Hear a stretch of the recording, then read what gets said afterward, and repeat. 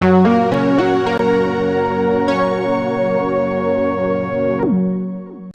aujourd'hui c'est l'épisode 2 et on va parler du film La vie d'une femme de Charline Bourgeois-Taquet qu'on a vu en avant-première. Pendant le cinéma en plein air du Diagonal, c'était hyper sympa, par contre c'était très très chaud. Heureusement qu'on avait un éventail. Disons que les conditions de visionnage n'étaient pas optimales, mais on était prête à tout pour braver la canicule en fait et aller voir ce film. Surtout que bon, c'est Charline Bourgeois-Taquet quoi, donc on avait un petit peu on avait un peu des attentes. Vous avez bien vu qu'on a consacré notre premier épisode en partie à son premier long métrage.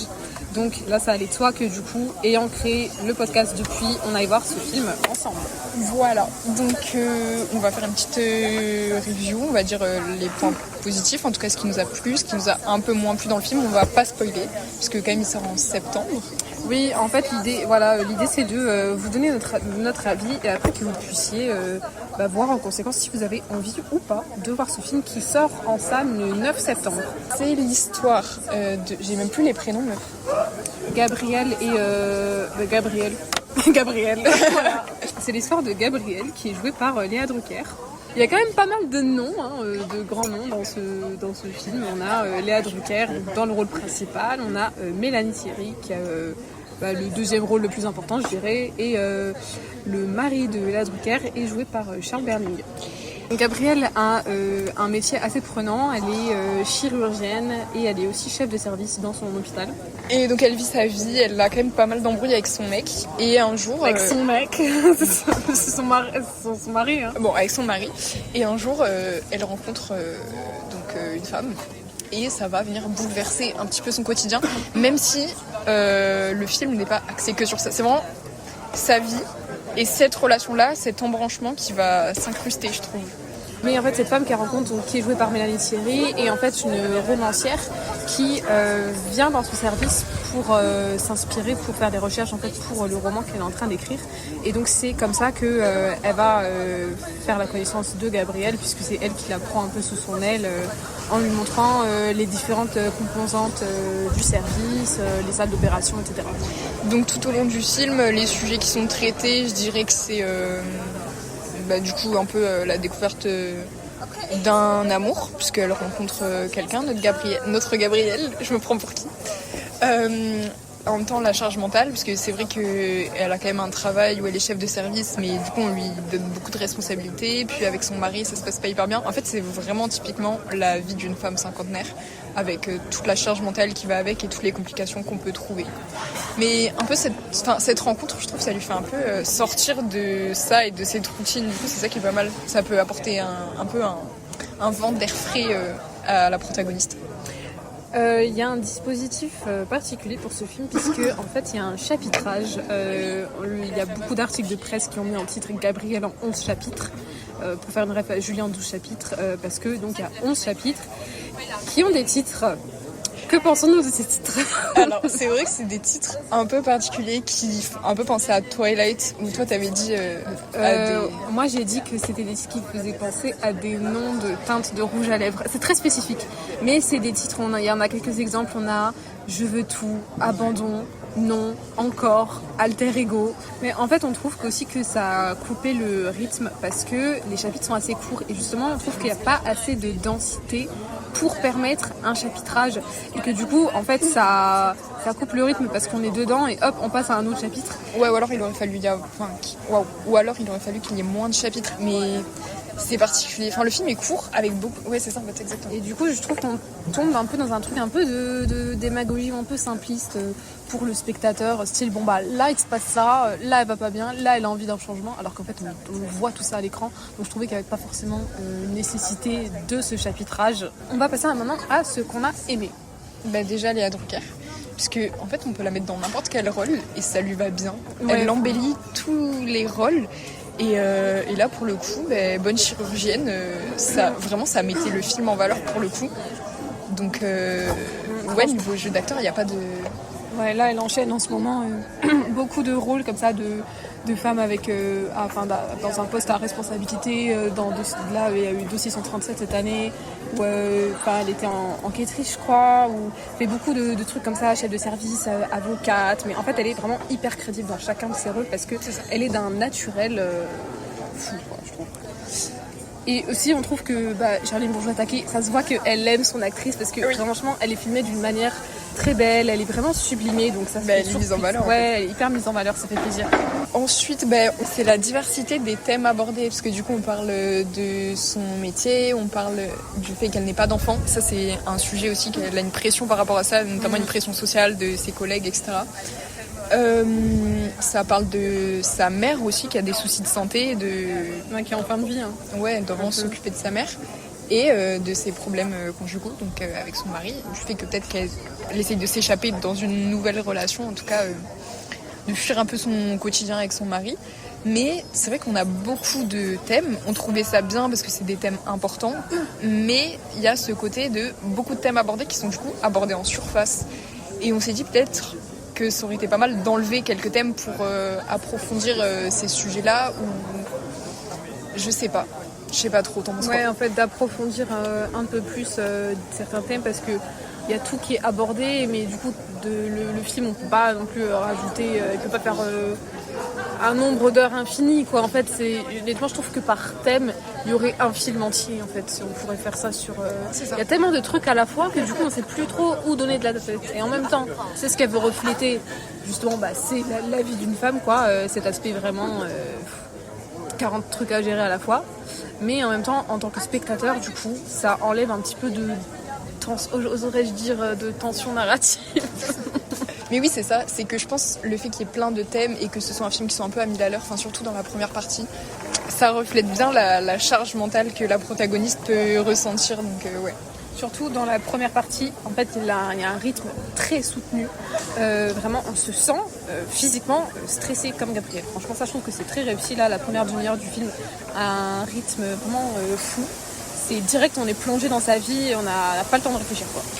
Mais est-ce que ça peut pas rappeler un peu, enfin, encore les amours d'Anaïs, si je peux me permettre, où du coup il y a vraiment Anaïs qui est très active et qu'en fait au moment où elle rencontre Émilie, elle part à la campagne pour le colloque et ça se calme un peu. Ouais, mais en tout cas il y a beaucoup, ça pourrait être carrément tout un autre épisode, mais les similarités avec les amours d'Anaïs, on retrouve beaucoup de points communs et de thèmes qui sont chers à Charline Bourgeois-Taquet. Ce qu'on a aussi aimé, c'est il y a une scène où elles vont voir un spectacle de danse. En fait, c'est une espèce de déambulation avec des danseurs. Il y a un très bel éclairage, beaucoup de tension, elles se cherchent, il y a un jeu de regard dans la salle, etc. Ça, c'est vraiment une scène qui a une très grande intensité, donc c'est vraiment peut-être la scène que je retiendrai du film. Le film tend vers une évolution parce qu'en fait on arrive dans la vie de cette femme, du coup dans un moment qui est compliqué. Enfin, on voit qu'elle galère avec son mari, avec sa mère c'est compliqué, enfin plein de choses comme ça. Et donc on s'attend à ce que le film nous fasse évoluer quelque part, même avec le chapitrage. On se dit que s'il y a des chapitres, c'est justement pour voir les différents aspects de sa vie, voir comment elle va réussir à changer ça. Et en fait, si on regarde le début du film et la fin du film, sa vie reste la même. Et du coup, je sais pas si c'est fait exprès pour montrer que c'est quand même compliqué de sortir de la routine et de toute la charge mentale qu'une femme peut ressentir au cours de sa vie, de sortir de tout ça et d'un peu des carcans de la société. Après, sans divulgacher non plus, parce qu'on ne dit pas que la fin et le début du film, c'est exactement la même chose. Évidemment qu'il y a plein de péripéties, d'où l'intérêt du film. Mais, et là d'ailleurs la situation n'est pas au final exactement la même, mais on reste un peu dans ce truc de statu quo, quoi. C'est ça. Et en fait, on aurait envie, en fait, on passe le film en tant que spectateur à avoir envie d'un changement. On s'attend à ce qu'elle quitte son job, qu'elle quitte son mari, on ne sait pas. Et en fait, au final, le dysfonctionnement qui est présent dans sa vie et dont elle se rend compte dans le film reste le même. Mais en même temps, ça peut montrer que c'est compliqué aussi de quitter ça, mais c'est là qu'on nous demande l'intérêt du film, parce que pour le coup, c'est une tranche de vie. Moi, j'adore les films où c'est vraiment des tranches de vie, où c'est des morceaux de ce que vivent les gens. Ouais, voilà, c'est ça. On rentre dans la vie et on repart. Oui, voilà, on peut se demander l'intérêt, ou en tout cas vers où va le film, pour au final, avoir une évolution qui est minime, voire pas forcément d'évolution, ou peut-être mentalement qu'elle se rend compte de ce qui se passe. Mais alors, si elle s'en rend compte, pourquoi il n'y a pas vraiment ce changement-là? Enfin, je sais pas trop. Et en fait, c'est ça, c'est que par rapport à son personnage, le personnage de Gabrielle est quelqu'un qui a vraiment un très fort caractère. Jamais elle ne se laisse marcher dessus, quoi. Et malgré cette forte présence, quoi, elle ne cherche même pas à sortir de cette vie aux multiples contraintes, quoi. Carrément, elle se rajoute des obligations. Elle décide d'être la tutrice de sa mère et de tout financer elle-même, alors qu'elle a une sœur qui est tout à fait disponible et présente. Et elle décide de prendre en charge parce que sa mère est en fin de vie aussi. Ouais.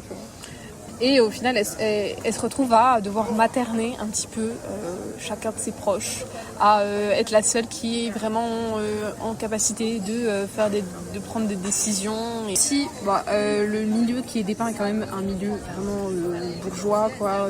À un moment, elle a son beau-fils qui dit qu'il va devoir faire ses études et qu'il se retrouve dans un tout petit appartement, alors que c'est vraiment un studio parisien de 30 mètres carrés. Enfin bon, c'est des choses comme ça. Il y a quand même c'est pas la vie de n'importe quelle femme non plus, ça reste un milieu assez privilégié. Ça, faut garder en tête en fait en visionnant ce film. La découverte, vraiment la présence d'une relation extra-conjugale dans un milieu bourgeois, c'est pas nouveau. On a eu vraiment énormément de films sur ça, hein, donc au final, notre avis c'est que ça manque un peu de sel. C'est un bon film, mais ouais, ça manque un peu de sel, ça manque un peu de nouveauté. En fait, moi, ce que je dis à chaque fois pour ce genre de film, c'est déjà bon. Pour moi, c'est le 3 de Letterboxd, typiquement. Et c'est bien, mais ça restera pas dans les annales. Voilà. Donc les sujets abordés sont intéressants. Je pense que des femmes cinquantenaires peuvent se reconnaître. Peut-être qu'aussi on a un avis différent parce qu'on est jeune et que c'est des choses qu'on n'a pas vécues. Mais voilà, c'est pas un film qui est marquant en tout point. Enfin, en tout cas pour nous. En fait, je pense qu'il aurait pu l'être s'il y avait vraiment un vrai message derrière toutes les injonctions qu'elle subit, le personnage de Gabrielle. Si on pouvait j'ai l'impression qu'on ne peut pas en tirer grand-chose dessus. Mis à part que le fait que ce soit le reflet d'une certaine réalité, on se questionne en fait sur l'intérêt de ce reflet. Et j'avoue que j'ai pas fait de travail de recherche en fait sur ce film, de ce qu'elle en disait, elle, Charlie Bourgeois-Taquet, ou même les actrices à Cannes. Donc, je sais pas trop ce que c'est leur point de vue. Je trouve peut-être qu'on est un petit peu influencé parce qu'on avait beaucoup aimé Les Amours d'Anaïs, mais là on a un peu plus de réserve. Après, franchement, pour l'esthétique et pour le jeu des actrices et tout, c'est quand même un film qui reste à voir. Enfin, franchement, oui, ça vaut beaucoup de... On vous le déconseille pas, mais disons que ça va pas changer votre vie. Voilà, donc on vous invite quand même à aller le voir à sa sortie en salle le 9 septembre, qui arrive dans pas longtemps. Ça vous fera une petite sortie à la rentrée, voilà. Pour que vous puissiez faire votre propre avis.